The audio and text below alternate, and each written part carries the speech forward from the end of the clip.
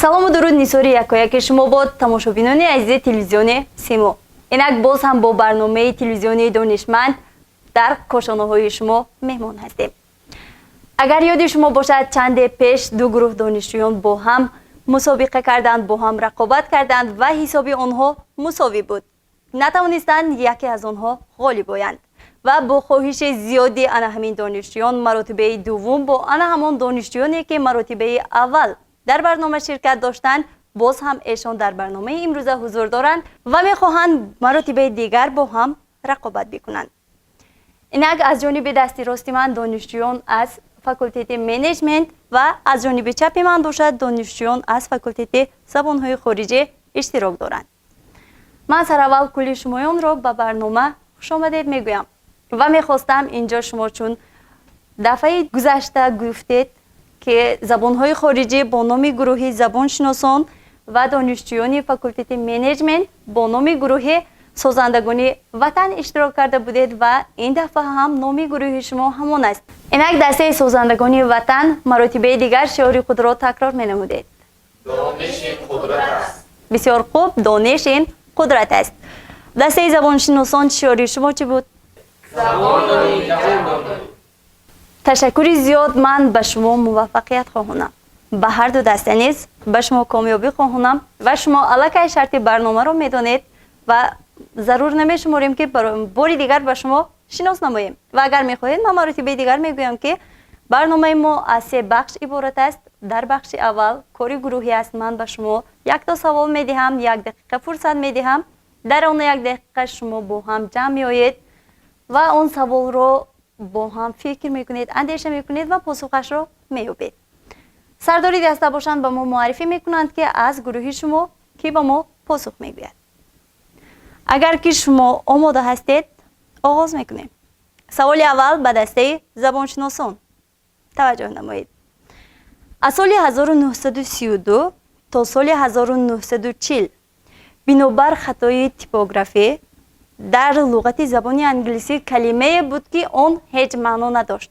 баъдан онро соли 1940 аз луғати забони англисӣ гирифтанд. савол ба шумо чунин аст: ана ҳамон калима чӣ буд? марҳамат, вақти шумо оғоз ёфт. саволро бори дигар такрор месозем. гуфтем аз соли 1932 то соли 1940 бинобар хатои типографӣ дар луғати забони англисӣ калимае вуҷуд дошт ки он хато буд ё ин ки ғалат буд, вале он дар луғати забони англисӣ буд. ана ҳамон калима кадом калима буд? аз соли 1932 то соли 1940 баъдан он калимаро гирифтанд аз забони англисӣ. ин саволи аввалини барнома буд ва мо кӯшиш кардем каме ҳам бошад вобаста ба ихтисоси шумо бошад.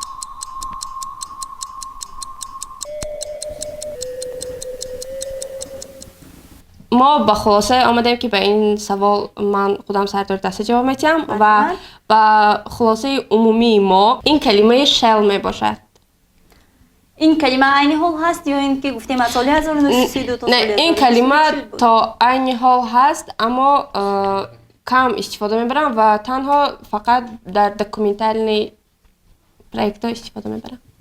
ман дар саволи худ гуфтам ки ин калима то соли 1940 вуҷуд дошт ва бинобар хато буданаш. аммо ман инҷо ба як илова кардан мехоҳам. шумо гуфтед ки ин калимаро бардоштанд. ин калимаро агар бардошта бошанд, ин калима паҳн шуда нест аст ва вряд ли ки моҳон ин чиза медонем. гуфтем ин як маълумоти ҷолибест ки дар бораи луғати забони англисӣ чунин калима бо вуҷуди маъно надоштан истифода мешуд. мо посухи дигар надорем. бошад, агар чунин бошад, посухи шуморо мо қабул месозем, вале мегӯям ки ин калима дар аксар ҷойҳо данд омадааст. калимаи данд дар баъзе сарчашмаҳои дигар бошад мегӯянд дар ҷои д б буд, вале дар аксар ҷойҳо мегӯянд калимаи данд ки ана ҳамон дар ҳамон солҳо ба маънои агар ба русӣ тарҷума карданд, пас он ба тоҷикӣ тарҷума карданд, маънояш ғазал буд гуфтанд. баъдан гуфтанд ки не, ин калима маъно надорад ва онро аз луғати забони англисӣ гирифтанд. саволи навбатӣ ба дастаи созандагони ватан аст. таваҷҷӯҳ намоед. در ادبیات غرب چند شکل اداره کنی است؟ سوال رو باری دیگر تکرار میکنم. در ادبیات غرب اساساً چند شکل اداره کنی است؟ فرصت شما آغاز یافت.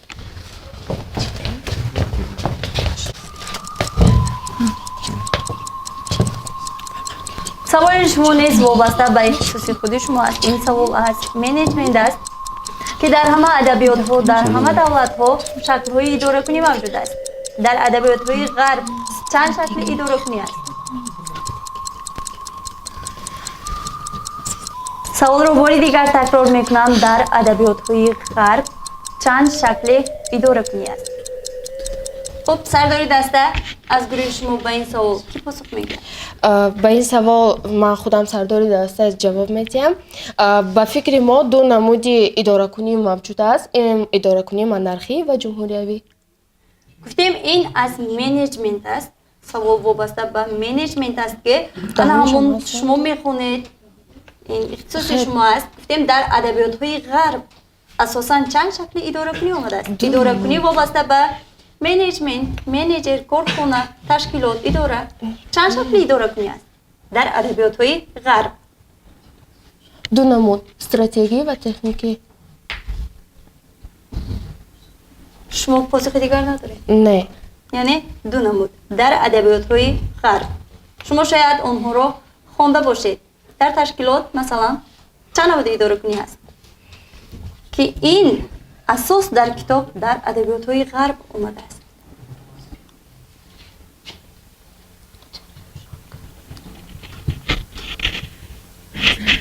پاسخ شما دو نمود. دیگر علاوه نمیکنید؟ نه.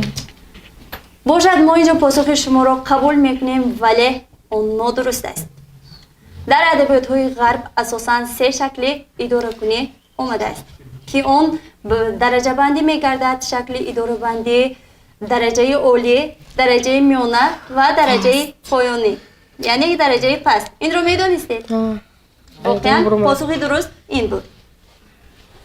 تماشاچیان عزیز، اینجا سوال دومی بخش اولی برنامه به دسته زبانشناسان است، به دانشجویان فاکولته زبانهای خارجی. سوال از فن تاریخ است. توجه نمایید. راهبران اتحاد شوروی چند تا بودند؟ اولین اون را نام بر کنید. اولین راهبر اتحاد شوروی کی بود؟ مرحمت. اولین راهبر اتحاد شوروی لنین، استالین، خروشوف. چون ما میدونیم اتحاد شوروی یکی از دولت‌های ابرقدرت بود. اون چند مرتبه راهبری خود را عوض نموده است. راهبران اتحاد شوروی چند تا بودند و اقلاً اولین اون را نام بر کنید. تمام من خودم جواب میدم. هفته بیان ساعت باید اینجا ببینیم که شما دیگر از فرصتی خویش استفاده نبردید و اگر مگر فرصت تمام نشد؟ مگر هنوز وقتی شما هست. اگر خواهید نه ما تیار هستیم که به این سوال شما پاسخ دهیم و به این سوال پاسخ میتین قناعت شد. مرحمت. خب این سوال شما تو همین سال 1991 که دخترات یا بعدش هم؟ اگر خطا نکنم اتحاد شوروی سال 1991 پشت خورد و پس از اون دیگر اتحاد شوروی نبود. اولین راهبر اتحاد شوروی این ولادیمیر ایلیچ لنین میباشد. و تا آخر اون چند تا راهبر داشت؟ خب لنین، استالین، خروشوف، تروتسکی، اندروپوف، گورباچوف. چند تا شد؟ بعد 7 تا یا 6 یا 7 تا خطا نکنم. پاسخ دقیق 6 7. آوزه. نه سوال پاسخ ندارد. گفتیم راهبران اتحاد شوروی چند تا بود و اقلاً اولین اون رو نام بر کنید. شما گفتید اولین اون ولادیمیر لنین است. چند تا بود؟ سوالی اساسی چند تا بود؟ و برای اون که شما پاسخ بتوانید؟ 7 تا بفرستم. 7 تا. پاسخ آخرین شما 7 تا است. بله. ما اینجا پاسخ شما را قبول می نماییم ولی گفته نمیتوانم که پاسخ شما 100% درست است. واقعا پاسخ شما درست بود که اولین راهبر اتحاد شوروی این لنین است. ولی از آغاز تا به فرجام اتحاد شوروی 8 راهبر داشت. اینجا گروه زبانشناسان توانستند بر سوال ما قسماً پاسخ بدهند و بهشان 5 خل میدهیم. یک خرسنگ میزنیم زیرا این اولین موفقیت است. سوالی نوبتی باشد به دسته سازندگانی وطن دانشجویان فاکولته منیجمنت. سوال شما نیز از تاریخ است. توجه نمایید. پدر دیوشتیچ کی بود؟ فرصت شما آغاز یافت. پدر دیوشتیچ یا اینکه دیوشتک نیز میگویند.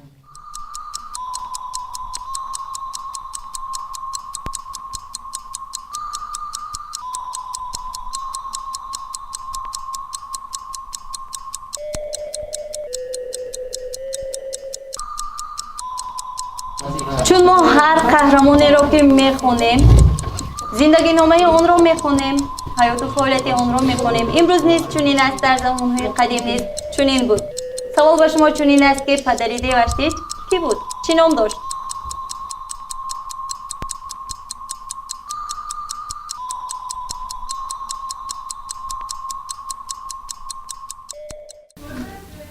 پاسخ شما سرداری دسته به این سوال ما پاسخ نداره. یعنی که به این سوالی ما شما پاسخ نداریم. شما در جای نخونده در جای نامده است که پدری دیوشتیچ کی بود. یعنی که این در تاریخ نیست یا نه در شاید تاریخ هست و شما نمیدونید. نمیدونم.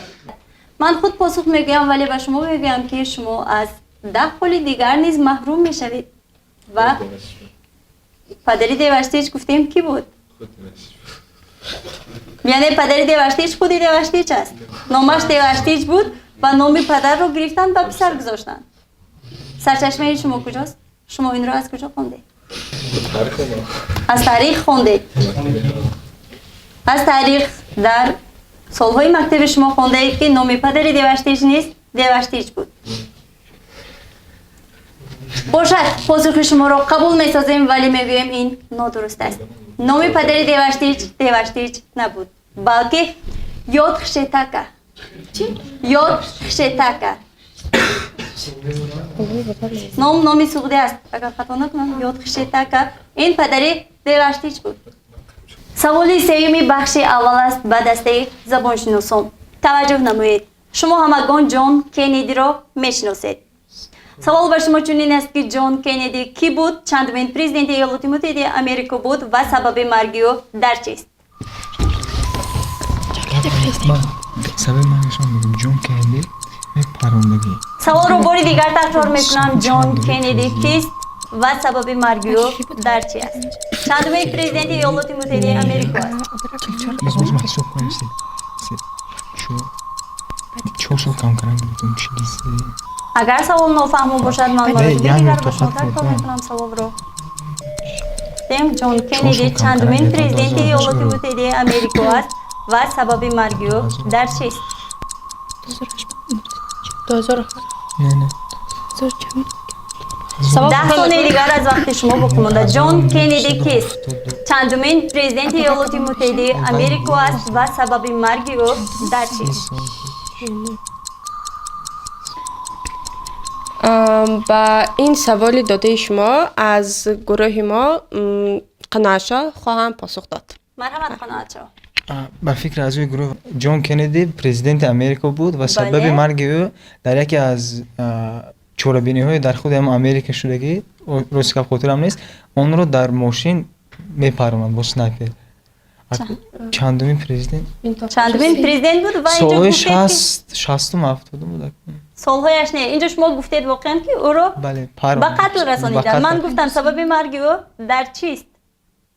سبب مرگش گفتیم چندمین پرزیدنت است گفتید به قتل رسانیدن. چرا به قتل رسانیدن؟ یگان کس یگان کینه و عدالت داشت یا از جانب یک شخص مخصوصی کشته شد به منفعت یگان دولت بود آیا چرا بود؟ سبب مرگ جان کندی چی گفته شده است؟ چگونه معین گردیده است چندمین پرزیدنت ایالات متحده آمریکا است؟ بار دیگر تکرار میکنید سوالتون؟ گفتم جان کندی رو میشناسید؟ او کیست؟ چندمین پرزیدنت ایالات متحده آمریکا است و سبب مرگ او در چی بود؟ سبب مرگشان چی طور کشتن نه مرگ او نه سببش برای چی کشتند؟ چی طوری که ما میدونیم همه دولت بین خود рақобат дорад ва ҳар як президентҳои давлатҳо дар зери фишор қарор доранд ва در زیر فشار قرار دارند گفتید و شاید از جانب یکی از نفری آدم دولتی خود یا از جانب دیگر دولت کشته شد. نه ҳозир ҳамин саволро пурратар карда қаноатшоҳ мегӯям. ба фикри худи ман як бозии сиёсӣ низ гуфтан мумкин аст ва ин сиёсати худи ҳамон давлат аст ва далели аниқ нест.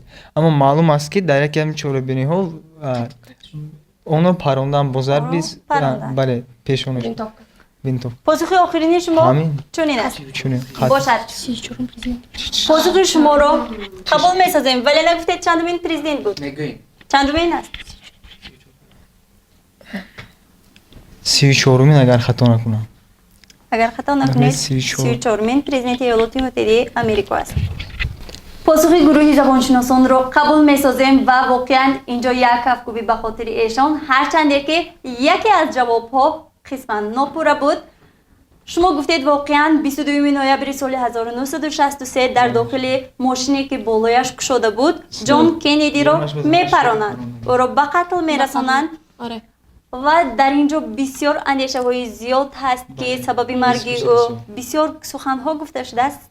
دقیقش باشد میگویند پس از مرگ جان کندی قاتل او را دستگیر میکنند و میخواهند سبب اونه که او از جانب کی شاید از جانب نفری بود دولتی بود کشته شد با مرگ مرموزی نابهنگام آن همون قاتل به قتل میرسد یا کشته میشود و سبب دقیق نیست که جان کندی را به کدام خاطر به قتل رسانیدن باشد ولی جان کندی 35مین پرزیدنت ایالات متحده آمریکا بود.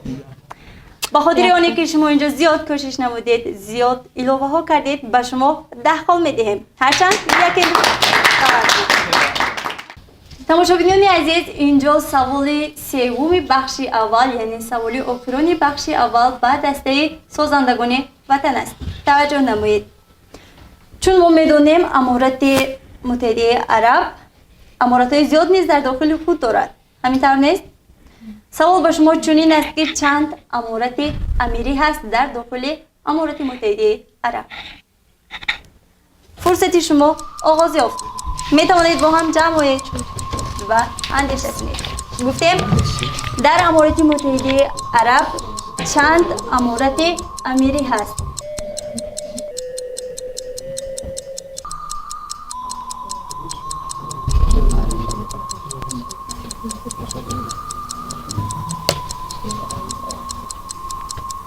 به این سوال من سردار گروه خودم جواب میدهم.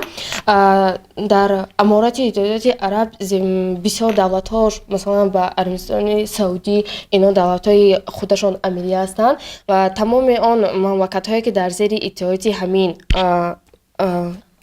امارات وجود دارند همشان شکل اداره کنیشان امیری است. چند دولت باشد؟ گفتیم چند تا امیری است؟ زیاده از 25. زیاده از 25. به فکرتون؟ به فکرم. علاوه دیگر نیست؟ شاید میدونید کسی دیگر علاوه نمایید پاسخ دیگر. و اگر شما میگویید که پاسخ دقیقی ما پاسخ آخرینی ما همین است ما پاسخ شما را قبول میسازیم.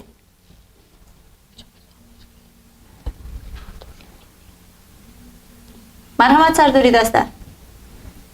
پاسخ آخرینی شما؟ پاسخ آخرینی ما همین است که تمام آن دولت تمام ما گفتیم چند تا دقیق چند تا زیاده از 25 زیاده از 25 تا باشد. سردار گروه گفتن زیاده از 25 دولت امیری است در عربستان در آن همون امارات متحده عرب. پاسخ ایشان را نیز قبول میسازیم ولی متاسفانه که نادرست است. گفته شده است که در آن همون امارات متحده عرب 7 دولت آن امیری است. تماشابینان عزیز چطور شما خود شاهد بودید این بود بخش اولینی برنامه امروزه ما که در آن دانشجویان زبانهای خارجی یعنی دسته زبانشناسان سزاوار 15 سال گردیدند و دسته سازندگان وطن باشد تا حال به دست نآوردند. تا این زمان غالبیت نصیب دسته زبانشناسان است. یک افکوبی به خاطر ایشان و خاطررسان می‌نماییم که برنامه دانشمند در مرکز آموزش زبان‌های انگلیسی مرکز آمریکایی نزد دانشکده آموزگاری تاجیکستان در شهر پنجکن ثبت گردیده ایستاده است.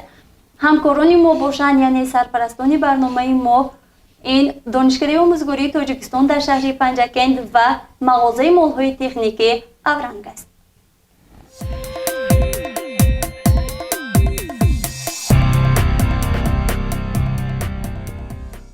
مغازه تکنیکی اورنگ، تکنیک‌های اعلی صفت از قبیل تلویزور، یخدان، تفدان، چند کشک، درزمال و غیره را با نرخی نسبتاً ارزان از مغازه تکنیکی اورنگ خریداری کرده می توانید. مالها استحصال شرکت‌های با نفوذ کشورهای روسیه، بلاروسیه، ایتالیا، آلمان و پولشا بوده به طور یک لخت و چکنه پیشنهاد کرده می شود. همچنین کفالتی 3 ساله دارند. از خدمت رسانی برده رسانی رایگان نیز استفاده کرده می توانید. سراغ خیابانی رودکی مرکزی سودای هما. تلفن برای تماس 55 655 95 59 و 93 333 33 24. مغازه تکنیکی اورنگ، ما شما را انتظاریم.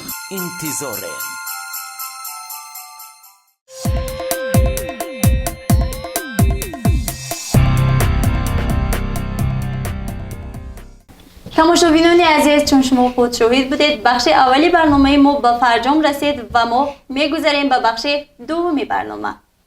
بخش دومی برنامه ما باشد چنین است که از هر دو دسته 2 نفری به پیش میبرایند و من به آنها از اشعار شاعران شعری را پیشنهاد میسازم که در داخل آن یک کلمه گرفته شده است. با آن همون اعضای دسته شما که به پیش میبراید فرصت داده نمی شود. زمانی که من شعر رو پیشنهاد میکنم ایشان پاسخ را با ما میگویند. مرحمت 2 نفری به پیش براید. سوال اولین بخش دومی برنامه باشد به دسته سازندگان وطن است. شعر از اشعار کمال نصرالله است. شعر را به شما قرائت میکنم، توجه نمایید. از راه صبح این سحر رقص کنان صبا گذشت. زندگیم درست بود یا که همه گذشت. گفتیم از کمال نصرالله است این بیت. باری دیگر تکرار میکنم که از راه صبح این سحر رقص کنان صبا گذشت. زندگیم درست بود یا که همه. در اینجا کلمه گرفته شده است و کلمه آخرینش باشد گذشته است. کدام کلمه است؟ اگر شما به تلفظ من نگاه کنید، اگر باری دیگر باشد. از راه صبح این سحر رقص کنان صبا گذشت. زندگیم درست بود یا که همه گذشت. پاسخ شما چون گفتیم در این بخش برنامه با شما فرصت داده نمی شود. جواب نیست. جواب نیست. چند حرف؟ اگر که پاسخ نیست من خود پاسخ را میگویم. توجه نمایید. از راه صبح این سحر رقص کنان صبا گذشت. زندگیم درست بود یا که همه خطا گذشت. خطا بود از 4 حرف عبارت بود که این شعر را کمال نصرالله در روزی زاد روزی خود نوشته است. در سامانه‌های اجتماعی هرچند در کتاب‌هایش هم باشد این را میگوید در آن همون روزی تولید خود به خود میبخشد، گویا به زندگی خود میبخشد که میگوید از راه صبح این سحر رقص کنان صبا گذشت. آن همون صبحی است که روزی مولود شاعر است. زندگیم درست بود یا که همه خطا گذشت. اینجا سوال باشد به نماینده از گروه زبانشناسان. توجه نمایید. وقتی فضا گذشته است از نفس زمان من، خنده به لحظه میزند ناله من. شاعر این بیت باشد آذرخش است. طالب آذرخش. یک بار دیگر تکرار. باری دیگر باشد. وقتی فضا گذشته است از نفس زمان من، خنده به لحظه میزند ناله من. دیگران علاوه نمی کنیم، فرصت داده نمی شود. از چند حرف عبارت است؟ از 8 حرف عبارت است. 8 حرف. تکرار میکنه؟ تکرار میکنم باشد. وقتی فضا گذشته است از نفس زمان من، خنده به لحظه میزند ناله من. کدام کلمه باشد؟ ناله چشمه های من. چشم. دیگران اضافه نمیکنیم. سوال بر لولا است. چشمه های چند حرف شد؟ دیگران اضافه نمیکنیم و اگر که شما چنین باشد خالی شما رو خط میزنیم. چشمه های من. چشمه های حرف. پاسخ آخرین شما چشمه هاست. اگر باری دیگر تکرار کنید من ممکن فکر خود را دیگر کنم. ولی باری آخران. باری آخران. وقتی فضا گذشته است از نفس زمان من، خنده به لحظه میزند ناله کدام کلمه است؟ بی‌غباری من. ناله بی‌غباری من. پاسخ شما بی‌غبار است. آره. باشد پاسخ شما را قبول می نماییم و می بینیم که طالب آذرخش چی می گوید. وقتی فضا گذشته است از نفس زمان من، خنده به لحظه می زند ناله جاویدانی من. بیت نوبتی به شما است و بیت مشهور است. من امیدوار هستم که شما پاسخ اون رو زود در میابید. توجه نمایید. بیت از شاهنامه فردوسی است. چو بیننده دیدارش از دور دید، همه اندر زمانی او شود. چی؟ کلمه آخر گرفته شده است در این بیت. باری دیگر تکرار می سازم. چو بیننده دیدارش از دور دید، همان در زمانی او شود. همان در زمانی او شود. چند حرف؟ حرف است. 7. بله. چو بیننده دیدارش از دور دید، همان در زمانی او شود. چی است؟ کلمه آخر گرفته شده است. گفتیم کلمه از 7 حرف عبارت است.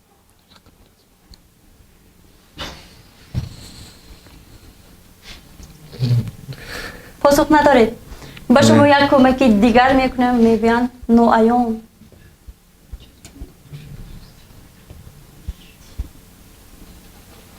پاسخ شما دیگران خلال نمیرسانیم. دیگران علاوه نیست. پاسخ شما نیست. شما پاسخ ندارید. دیگران نمیتوانند این سوال به همون عبدالله بود. پاسخ رو ببینید که در شاهنامه چی گفته شده است. میگوید چو بیننده دیدارش از دور دید، همان در زمانی او شود ناپدید. من گفتم ناعیان است. شما میتوانستید بگویید ناپدید است. اینجا سوال آخرین بخش دوم، بیت آخرین بخش دوم به شما است. توجه نمایید. زی هر دانش چون سخن بشنوی، از آموختن یک نغنوی. این هم از شاهنامه است. مؤلفی اون معین است. میگه زی هر دانش چون سخن بشنوی، از آموختن یک نغنوی. از 5 حرف عبارت است. یک بار دیگر تکرار کنید. باری دیگر. زی هر دانش چون سخن بشنوی، از آموختن یک نغنوی. پیش از نغنوی کلمه پرتافته شده است. اون کدام کلمه است؟ گفتیم از 5 حرف عبارت است. پاسخ شما. مرحمت شما رو میشنید. پاسخ من دانش می باشد. شما میگوید از آموختن یک دانش نغنوی. این به وزن قافیه شعر مطابقت کرد. از آموختن یک دانش نغنوی. نه. مطابقت نکرد. پس پاسخ این نیست. من پاسخم رو عوض میکنم. مرحمت. ولی پاسخ آخرین سخن می باشد. باشد. پاسخ آخرین شما سخن است، چون سخن از 5 حرف عبارت است. بله. باشد. میبینیم که در شاهنامه چی میگوید. میگوید زی هر دانش چون سخن بشنوی، از آموختن یک زمان نغنوی. زمان بود 5 حرف. تماشابینان عزیز، چطور شما خود شاهد بودید. اینجا بخش دومین برنامه رو نیز جنببست نمودیم و شما خود دیدید که در این بخش اشتراکچیان ما نتوانستند به یگان از سوال ما پاسخ درست بگویند و حساب همان مساوی است 15-0. اینجا باری دیگر خاطررسان می‌نماییم که سرپرستان برنامه ما مغازه مول‌های تکنیکی اورنگ و دانشکده آموزگاری تاجیکستان در شهر پنجکن میباشد. و اینجا میگذاریم به بخش سوم، یعنی بخش آخرین برنامه امروزه.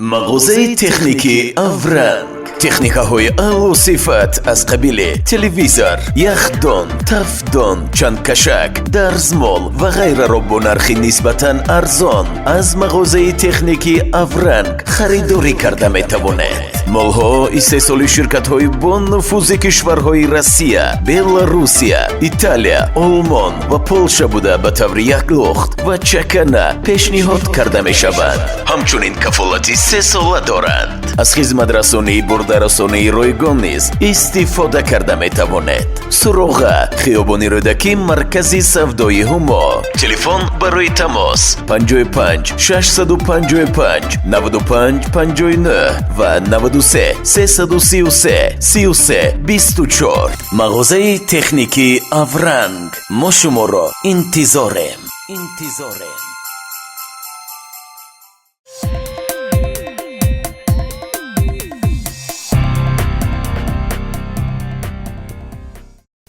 سوال آخرین برنامه امروزه، یعنی بخش آخرین و یک تا سوال است. گفتیم سوال منطقی است، در آن به هر دو دسته 1 دقیقه فرصت داده می شود، ولی همگی 1 تا سوال پیشنهاد می شود.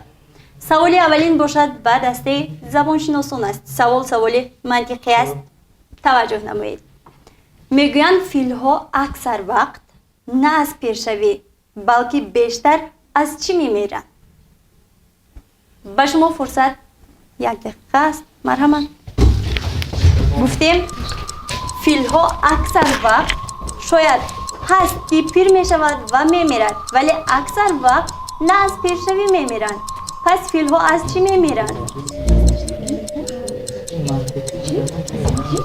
سوال منطقی است، ولی خیلی ساده است. اگر شما کمی اندیشه سازید حتما پاسخ را در میابید. گفتیم سوال منطقی است.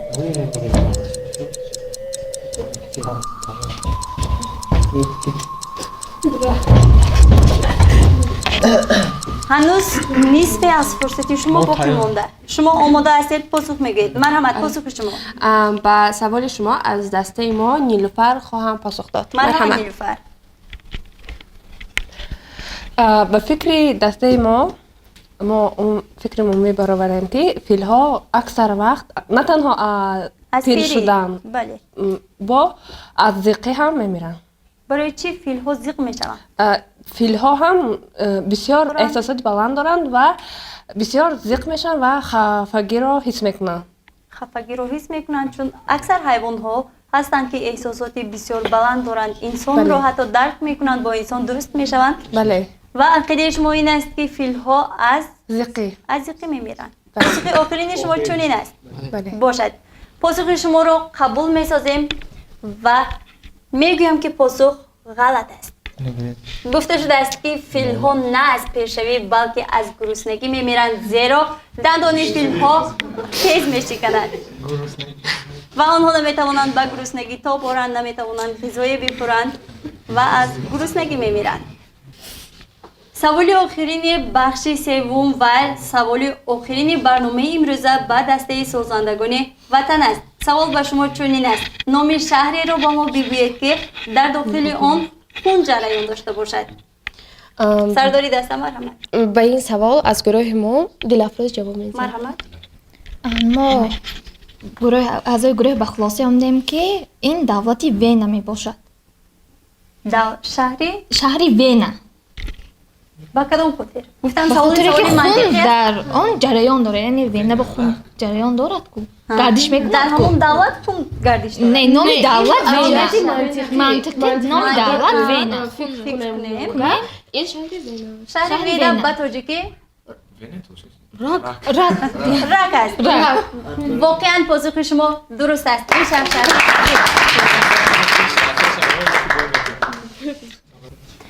تماشابینان عزیز، این بود برنامه امروزه دانشمند که در آن دانشجویان فاکولته منیجمنت و فاکولته زبانهای خارجی با هم مراتب دوم خاطررسانی می‌نماییم. رقابت کردند، با هم قوه آزمایی کردند و در برنامه امروزه ما دسته زبانشناسان یعنی دانشجویان زبانهای خارجی 15 خال گرفتند و غالب برنامه امروزه گشتند. دسته سازندگان وطن باشند تا به فرجام همگی 10 خال به دست آوردند. یعنی در سوال منطقی شما توانستید پاسخ دقیق پیشنهاد سازید ولی در بخش‌های دیگر نه آنقدر فعال بودید. تماشابینان عزیز، اینجا از جانب شرکت تلویزیونی صدا و سیما به غالبان برنامه امروزه افتخارنامه ها و از جانب ماموریت فاکولته منیجمنت باشد برای اشتراک فعالانه به دسته سازندگان وطن تحفه های خودروی پیشنهاد می گردد.